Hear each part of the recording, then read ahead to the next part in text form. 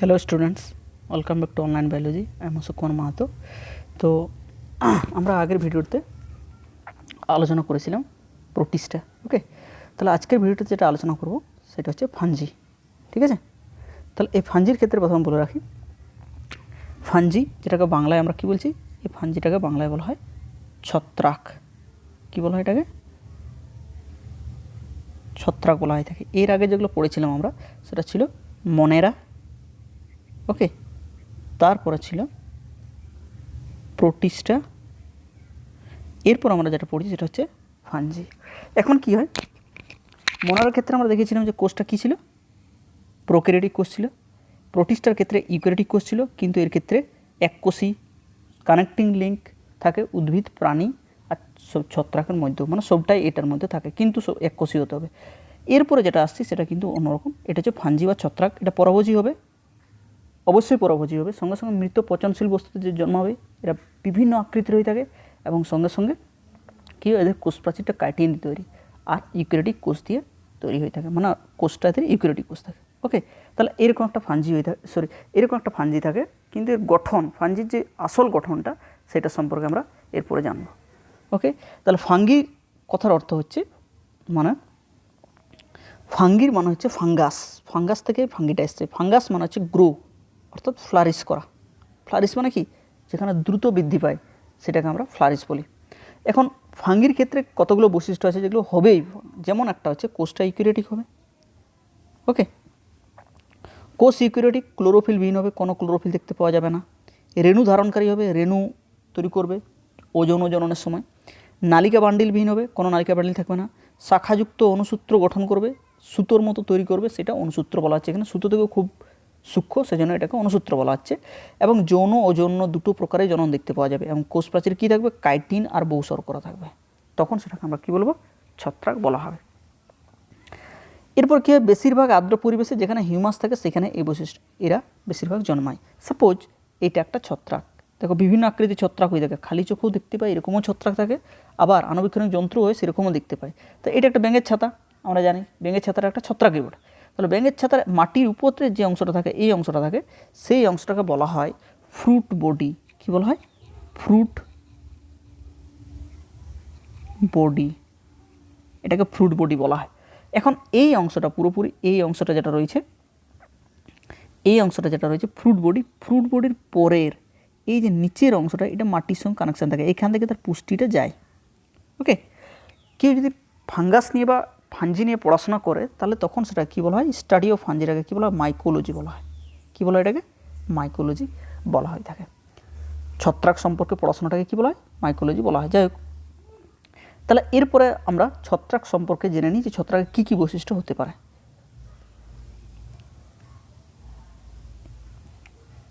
First যেটা হচ্ছে, এর ক্ষেত্রে কয়েকটা দেহ গঠনের ক্ষেত্রে আমরা জেনে নিই যে কী কী রয়েছে। এদের শরীরটা কী হয়, হয় এককোষীয় হয়ে থাকে, এককোষীয় হয়ে থাকে, আর বহুকোষীয় হয়ে থাকে, থ্যালাস প্রকৃতির, দুটোই হয়ে থাকে।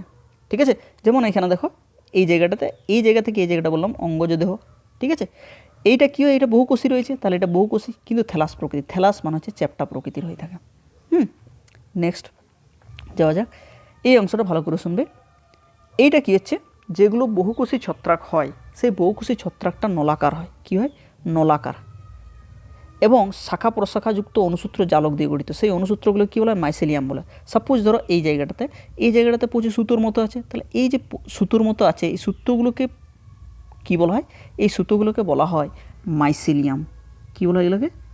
মাইসেলিয়াম বলা হয়ে থাকে। এইগুলো হচ্ছে পুরোপুরি মাইসেলিয়াম। এবং এই মাইসেলিয়ামের একক বা এক একটি অনুসূত্রটাকে কী বলা হয়, হাইফি বলা হয়। তাহলে এইখান থেকে যে কোনো যে এক একটা সুতো, এই সুতোগুলোকে কী বলা হয়, হাইফি বলা হয়। এখানে দেখো, এখানে পুরোটা সুতো দিয়ে তৈরি হয়েছে, এবং উপরে যদি চলে যাও তাহলে সেখানেও সুতো দিয়ে তৈরি হবে। এই জায়গাগুলো পুরোপুরি সুতো দিয়ে তৈরি হয়েছে, পুরো এদের শরীরটা পুরোপুরি সুতো দিয়ে তৈরি হয়েছে। এখন কী হচ্ছে, এই সুতোটাকে কী বলা হচ্ছে, মাইসেলিয়াম বলা হচ্ছে। কিন্তু এইখানে একটা সুতোকে যখন আমি ম্যাগনিফাই করে দেখা হচ্ছে, অর্থাৎ বড়ো করে যখন দেখা হচ্ছে, তখন সেটাকে কী বলা হচ্ছে, তখন সেটাকে বলা হয় হাইফি। কী বলা হয় এটাকে? হাইফি বলা হয়। এটা খেয়াল রাখবে, পরীক্ষায় ভেরি ভেরি ইম্পর্ট্যান্ট। এইটা হচ্ছে হাইফি, তাহলে এইটা একটা হাইফি, এটাও একটা হাইফি, তাহলে দুটো হাইফিকে এখানে তুলে নিয়ে দেখানো হলো। নেক্সট চলে যাই আমরা। তাহলে নেক্সট হাইফির পরে যেটা হচ্ছে সেইটা, যে হাইফিটা কী হয়, বর্ণযুক্ত হতে পারে আর বর্ণহীন হতে পারে। বর্ণহীন বা হায়ালাইন, হায়ালাইন মানে হচ্ছে যেটা একটু স্বচ্ছ নয়, অস্বচ্ছ প্রকৃতির, পুরোটা স্বচ্ছ নয় আবার পুরোটা অস্বচ্ছও নয়, ট্রান্সলুকেন্ট যদি শব্দটা শুনে থাকো তাহলে সেই ট্রান্সলুকেন্ট প্রকৃতির হয়ে থাকে, ট্রান্সলিউসেন্ট প্রকৃতির, এবং এটা শাখাযুক্ত হয়ে থাকে আর শাখাবিহীন হয়, অর্থাৎ এটা শাখাযুক্ত রয়েছে এই জায়গাটা, এই জায়গাটা, এই জায়গাটা শাখাযুক্ত রয়েছে, আবার এটা শাখাবিহীনও হতে পারে, যেরকমভাবে থাকতে পারে। এটা হচ্ছে হাইফির ক্ষেত্রে বৈশিষ্ট্য। ঠিক আছে, নেক্সট যেটা হচ্ছে সেটা কিন্তু রয়েছে যে শাখা প্রস্থ প্রাচীর যুক্ত হবে, সেটাকে সেপ্টেড বলা হবে। ভালো করে দেখো, অর্থাৎ এইখানে দেখো এই জায়গাটা একটা কোষ আছে, সাপোজ এই জায়গাটা আসার পরে এইখানটা প্রাচীর আছে, আবার এই জায়গাটা আসার পর এখানে একটা প্রাচীর আছে, তাহলে যদি প্রাচীর থাকে, এই জায়গাটা আসার পর এখানে একটা প্রাচীর আছে, এই জায়গাটা আসার পর এখানে একটা প্রাচীর আছে, যদি প্রাচীর থাকে তখন সেইটাকে বলা হয় সেপ্টেড, আর যদি প্রাচীর না থাকে তখন সেটাকে বলা হয় অ্যাসেপ্টেড। কী বলা হয়? অ্যাসেপ্টেড। সাপোজ দেখো এইখানে, এখানে কোনো দেওয়াল নেই, তাহলে এইটা কী হচ্ছে, এইটা হচ্ছে অ্যাসেপ্টেড, এটা হচ্ছে অ্যাসেপ্টেড, আর এইটা হচ্ছে সেপ্টেড, এটা হচ্ছে সেপ্টেড। ওকে, অর্থাৎ এটা সেপ্টেড হাইফি আর একটা অ্যাসেপ্টেড হাইফি। জানা গেল। নেক্সট চলে আসে আমরা যে কী হয়, হাইপার প্রস্থপ্রাচীরে রন্ধ্র থাকতে পারে আবার নাও থাকতে পারে। সাপোজ দেখো এইখানে সবগুলোই দেখানো হয়েছে, এই জায়গা থেকে এই জায়গাটাতে আমরা চলে আসি, এই জায়গাটা দেখো, এই জায়গাটা থেকে এই জায়গাটাও আসতে পারি, আবার এই জায়গাটা থেকে এই জায়গা আসতে পারে। তাহলে দেখো এইখান থেকে যেটা হচ্ছে, এইটা দেখো প্রস্থপ্রাচীরটা অর্ধেকটা রয়েছে, তাহলে এটা কি, এটা রন্ধ্র, মাঝে একটা কী হয়ে গেলো, ফাঁক হয়ে গেলো, এই যে এই জায়গাটা ফাঁক হয়ে গেলো, এই জায়গাগুলো ফাঁক হয়ে গেলো, তাহলে এই যেটা রন্ধ্র থাকতে পারে আবার নাও থাকতে পারে। দেখো এটার ক্ষেত্রে কোনো রন্ধ্র নেই, এটার ক্ষেত্রে কোনো রন্ধ্র আছে কি, এটার ক্ষেত্রে কোনো রন্ধ্র নেই, কিন্তু এটার ক্ষেত্রে রন্ধ্র রয়েছে। তাহলে সেক্ষেত্রেও বিভিন্নভাবে ছত্রাকে ভাগ করা হয়। যখন ছত্রাকের শ্রেণীবিন্যাস পড়াবো তখন এটা বুঝতে পারবে। তাহলে আমরা বুঝতে পারলাম যে প্রচুর পরিমাণ সুতোর মতো দিয়ে তৈরি, এই সুতোগুলো কী বলা হয়, মাইসিলিয়াম বলা হয়। প্রতিটা মাইসিলিয়ামের ছোটো ছোটো যে একক সেটা কী বলা হয়, হাইফি বলা হয়। হাইফি সেপ্টেড হতে পারে, আবার অ্যাসেপ্টেডও হতে পারে, অ্যাসেপ্টেডও হতে পারে। নেক্সট যেটা হচ্ছে এটা কিন্তু খুব গুরুত্বপূর্ণ, হচ্ছে কি, যখন প্রস্থপ্রাচীর থাকে না, ভালো করে বুঝি, যখন প্রস্থপ্রাচীর থাকে না তখন বহু নিউক্লিয়াস যুক্ত হয়ে যায়। যদি মনে করো এখানে কোনো দেওয়াল না থাকে, এই জায়গাটা যদি কোনো দেওয়াল না থাকে, তাহলে সব নিউক্লিয়াসগুলো মনে হচ্ছে যেন একটা কোষের মধ্যেই আছে, একটা কোষের মধ্যেই আছে, তখন এটাকে বলা হয় সিনোসাইটিক হাইফি বা সিনোসাইট বলা হয়। একটা কোষের মধ্যে একাধিক নিউক্লিয়াস থাকলে আমরা কী বলি, সেটাকে সিনোসাইট বলা হয় থাকে। তাহলে এইটা হচ্ছে ছত্রাকের গঠনের ক্ষেত্রে দেখতে পাওয়া যায় যে এইসব জিনিসগুলো ছত্রাকের গঠনে থাকে। বাইরের থেকে দেখতে গেলে কী হয়, তার অনেকগুলো অনুসূত্র দিয়ে তৈরি, প্রতিটা অনুসূত্রকে আমরা কী বলি, হাইফি বলি। হাইফি সেপ্টেড হতে পারে বা অ্যাসেপ্টেড হতে পারে। ঠিক আছে, যদি অ্যাসেপ্টেড হয় তাহলে অনেকগুলো নিউক্লিয়াস থাকে, তখন সেটাকে আমরা সিনোসাইট বলা। ওকে, তাহলে যাওয়া যায় নেক্সট যেটা হচ্ছে সেটা হচ্ছে কোষের গঠন। তাহলে কি, কোষের গঠনের ক্ষেত্রে কী হয়, যে কোষটা ইউক্যারিওটিক হয়, আর ছত্রাকের কোষ প্রাচীরটা কী দিয়ে তৈরি, কাইটিন দিয়ে তৈরি, কিন্তু সেই কাইটিনটা কী দিয়ে তৈরি, অ্যানএসিটাইল গ্লুকোসামিন। অ্যানএসিটাইল গ্লুকোসামিন মানে হচ্ছে যে একটা গ্লুকোজ লব্ধ শর্করা, যেখানে অনেকগুলো যুক্ত হয়ে নিয়ে কাইটিনটা তৈরি হয়। এছাড়া কী হয়, গ্লুকান আর মানান। গ্লুকান মানে হচ্ছে গ্লুকোজ প্রচুর পরিমাণে আছে, এই গ্লুকোজটা প্রচুর পরিমাণে আছে, তখন সেটাকে কী বলা হবে, গ্লুকান বলা হবে। ওকে, আর নেক্সট যেটা হচ্ছে মানান, মানে হচ্ছে মেনোজ দিয়ে যেটা তৈরি, কী দিয়ে তৈরি, মেনোজ দিয়ে যেটা তৈরি। এই মেনোজ, অনেকগুলো মেনোজ যদি থাকে তখন সেটাকে মানান বলা হয়। ওকে, এরপরে কী আছে, যে দেখতে পাওয়া যাচ্ছে যে সাইটোপ্লাজম বেশিরভাগ কোষাঙ্গাণু থাকলেও ক্লোরোপ্লাস্ট থাকে না। এটা কিন্তু খেয়াল রাখবে, কী থাকে না, ক্লোরোপ্লাস্ট কোষাঙ্গাণুরা থাকে না, যার জন্য এরা কী হয়, পরভোজী হয়। তাহলে দেখে নেওয়া যাক, একটা ছবি দেখাচ্ছি। সাপোজ দেখো এটা অ্যাসেপ্টেড, এটা একটা অ্যাসেপ্টেড ছত্রাক।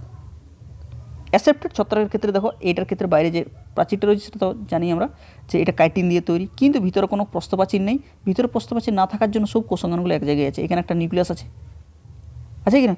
এরপরে এই যে দেওয়ালটা আছে, এই দেওয়ালটাকে যদি ভিতরে দেখা হয় তাহলে কী উপাদান দিয়ে থাকবে, কাইটিন, কিন্তু সেই কাইটিনটা কী দিয়ে তৈরি, অ্যানএসিটাইল গ্লুকোসামিন। দেখা যাক, একটা ছবির মাধ্যমে দেখিয়ে দিচ্ছি।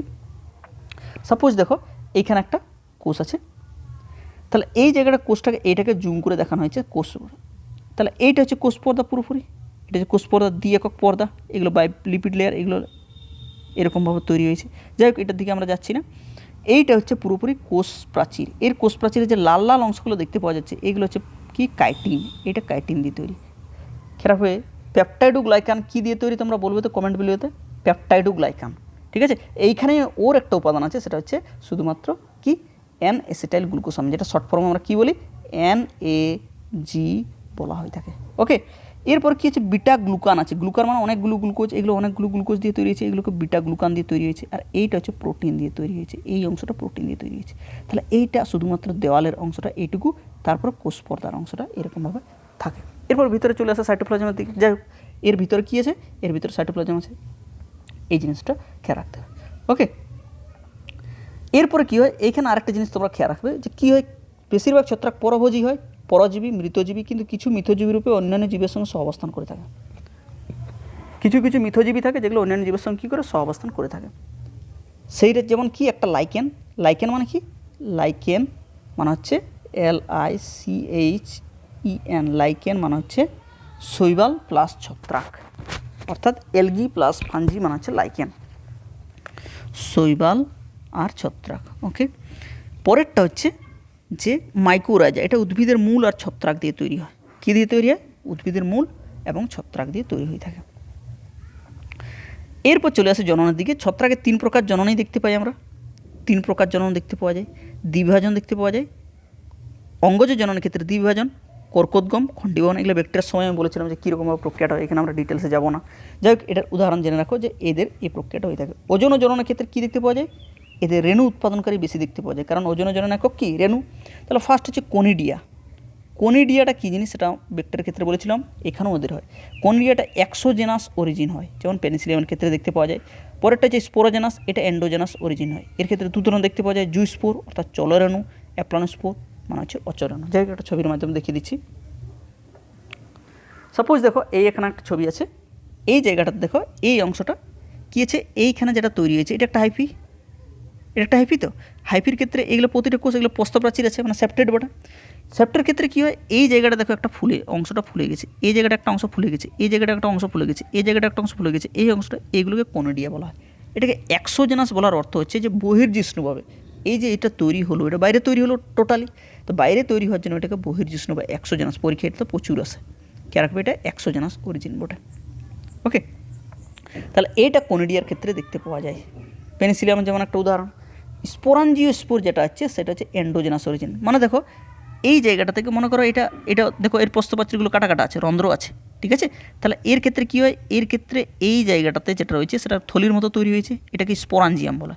এরপর স্পোরাঞ্জিয়ামের ভিতরে এইখানে রেণু তৈরি হয়েছে, এই জায়গাগুলোতে রেণু তৈরি হয়েছে, এই জায়গাগুলোতে রেণু, এগুলো যেহেতু ভিতরে তৈরি হয়েছে জন্য এটা কী বলা হয়, সেই জন্য এটাকে বলা হয় এন্ডোজেনাস অরিজিন বলা হয়। কী বলা হয় এটাকে, অর্থাৎ অন্তর্জিষ্ণুভাবে তৈরি হয়। এই রেণুগুলো যদি ফ্ল্যাজেলা বিশিষ্ট হয়, এরকম যদি ফ্ল্যাজেলা বিশিষ্ট হয়ে থাকে, তার মানে তখন সেটাকে আমরা কী বলবো, তখন সেটাকে বলবো জুস্পোর। আর যদি কোনো যদি না থাকে ফ্ল্যাজেলা, তাহলে সেটাকে অ্যাপ্লানোস্পোর বা অচলন বলা হবে। ওকে, নেক্সট হচ্ছে যৌন জনন। যৌন জনন 3টাই দেখতে পাওয়া যায়, আইসোগেমি, অ্যানাইসোগেমি, উগেমি। এইখানে দেখো কয়েকটা এক্সাম্পল। আইসোগেমি, আইসোগেমির ক্ষেত্রে দেখো এখানে দুটো গেমেটের আকৃতি একই হবে। যদি মেল গেমেট, এটা মেলের চিহ্ন, এটা সরি এটা এটা হচ্ছে মেলের চিহ্ন, এটা ফিমেলের চিহ্ন, তাহলে মেল আর ফিমেল যদি দুটো একই রকম দেখতে হয়, তার মানে সেটা হচ্ছে আইসোগেমাস। অ্যানাইসোগেমি মানে হচ্ছে দুটো ভিন্ন আকৃতির গেমেট তৈরি হবে, একটা বড় একটা ছোট, বা একটা ফ্ল্যাজেলাযুক্ত একটা ফ্ল্যাজেলাবিহীন। যদি দুটো ভিন্ন আকৃতি হয় তাহলে অ্যানাইসোগেমি। উ গেমেটে গুরুত্বপূর্ণ। উ গেমির ক্ষেত্রে কী হয়, উ গেমির ক্ষেত্রে ফিমেল গেমেটটা বড় হয় কিন্তু অচল হয়, মেল গেমেটটা ছোটো হয় কিন্তু নিশ্চল হয়, সচল হয়, কারণ ফ্ল্যাজেলা থাকে। এইটা হচ্ছে পুরোপুরিরূপে যৌনজন। কিন্তু নিষেক পদ্ধতি 3টে ধাপে ঘটে। কী কী পদ্ধতি ধাপে ঘটে সেটা দেখিয়ে দিচ্ছি একটু।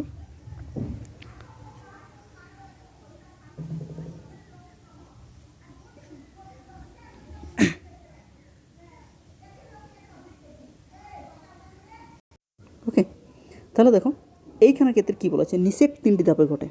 কী কী, plasmogamy, fusion of cytoplasm, karyogamy, fusion of nucleus, আর তারপর হচ্ছে মিওসিস। কীভাবে প্রক্রিয়াটা সেটা দেখো, প্লাজমোগেমি কোনটা আমি বলে দিচ্ছি। কী আছে এই জায়গাটাতে ভালো করে লক্ষ্য করো, যে মনে করো এখানে একটা কোষ আছে, সাপোজ এটা একটা কোষ, এই একটা কোষ, এদের মধ্যে নিউক্লিয়াস আছে, এখানে একটা নিউক্লিয়াস, এখানে একটা নিউক্লিয়াস। যদি এদের সাইটোপ্লাজমটা এসে মিলিত হয়, সাপোজ এই জায়গাটাতে আমি এইখানে এই ছবিটা আঁকলাম, তাহলে এই জায়গাটায় আসার পরে দুটো কাছাকাছি এলো, কাছাকাছি আসার পরে এইখানে চলে এলো এর নিউক্লিয়াস, এর নিউক্লিয়াস, তাহলে দুটো সাইটোপ্লাজম মিলন হলো। এইটাকে বলা হয় প্লাজমোকেমি।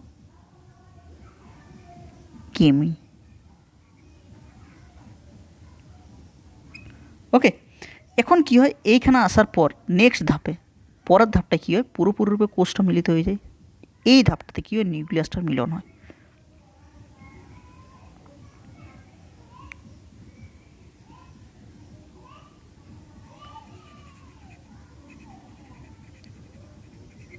ওকে, এক মিনিট। এক্ষেত্রে কী হয়, এইখানে নিউক্লিয়াসটা আমি আলাদা কালার দিয়ে দিলাম, এই জায়গাটা আলাদা কালার দিলাম, এখানে নিউক্লিয়াসটা মিলন হয়ে গেল। যখন এই নিউক্লিয়াসের মিলন হচ্ছে তখন সেটা কী বলা হচ্ছে, তখন সেটাকে বলা হচ্ছে ক্যারিওগেমি বলা হয়। কী বলা হচ্ছে, ক্যারিওগেমি বলা হয়। এরপরে এই জায়গাটা থেকে আসার পরে, এইখানে আসার পরে এখানে কী হলো, এই জায়গাটাতে মিলিত হয়ে গেল নিউক্লিয়াসটা। যদি নিউক্লিয়াসটা মিলিত হয়ে যায় তখন এই জায়গাটা একটা তৈরি হয়ে গেল, এখানে একটা তৈরি হয়ে গেল। তাহলে এখানে ক্রোমোজোম সংখ্যা কত হলো, এখানে ক্রোমোজোম সংখ্যা হয়ে গেল 2n, অর্থাৎ এর ক্রোমোজোম সংখ্যা কত হয়ে গেল, 2n হয়ে গেল। এইটা নেক্সট ধাপে কী হয়, নেক্সট ধাপে মিওসিস প্রক্রিয়া হয়ে থাকে। কী থাকে, মিওসিস প্রক্রিয়া। তাহলে মিওসিস প্রক্রিয়া যদি হয়, এই এক মিনিট দাঁড়াও। ওকে, ঠিক আছে, আমি আরেকবার রেখে দেখাচ্ছি তোমাদের। সাপোজ দেখো এটা একটা কোষ, ঠিক আছে, আর এটা একটা কোষ।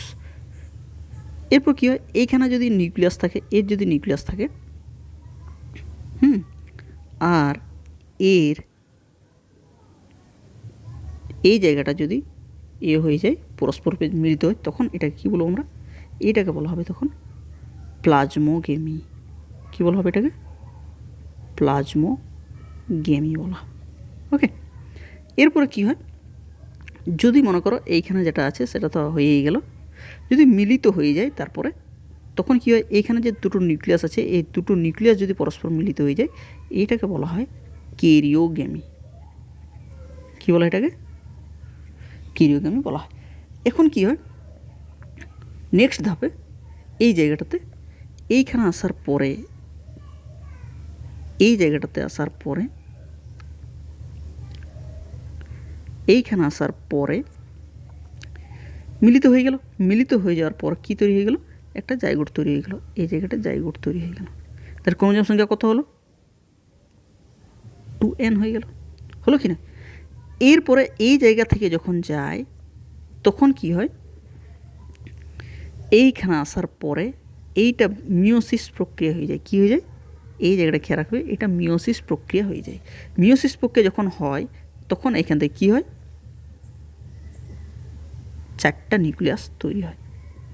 তাহলে এদের ক্রোমোজোম সংখ্যা কত হবে, এদের সবার n হবে। এইখান থেকে সবগুলো কী হবে, 12 হবে প্রতিটা, এবং এখান থেকে একটা অপত্য ছত্রাক তৈরি হবে, একটা অপত্য ছত্রাক তৈরি হবে। তাহলে এইরকমভাবে প্রক্রিয়াটা হয়ে থাকে আর কি, এরকমভাবে প্রক্রিয়াটা হয়ে থাকে। ওকে, তাহলে এইভাবে প্রক্রিয়াটা হয়ে থাকে, এটা 3টি ধাপে হয়ে থাকে। তাহলে বুঝতে পারলে যে নিষেক কীরকমভাবে হয়, প্লাজমোগেমি, ক্যারিওগেমি, আর এটা হচ্ছে মিওসিস। খেয়াল রাখবে, ফ্লাজেলার অঙ্গজ দেহটা হ্যাপ্লয়েড হয়, ঠিক আছে, এবং জাইগোটটা এদের মিওসিস প্রক্রিয়া ঘটে। জাইগোট অর্থাৎ এই জাইগোটটা কী হয়, এই জাইগোটটা মিওসিস প্রক্রিয়ার মাধ্যমে যায়। এটা কিন্তু খুব রেয়ার হয়। তাহলে এর দূর পর্যন্ত থাকছে, এই জিনিসগুলো তোমরা একটু ভালো করে পড়বে, বাস। ওকে, এইখানে কিছু কোয়েশ্চেন দেওয়া আছে, সেগুলো তোমরা করার চেষ্টা করবে, এগুলো তোমাদের হোমওয়ার্ক থাকছে। So see you on next videos. Until then, goodbye, good luck.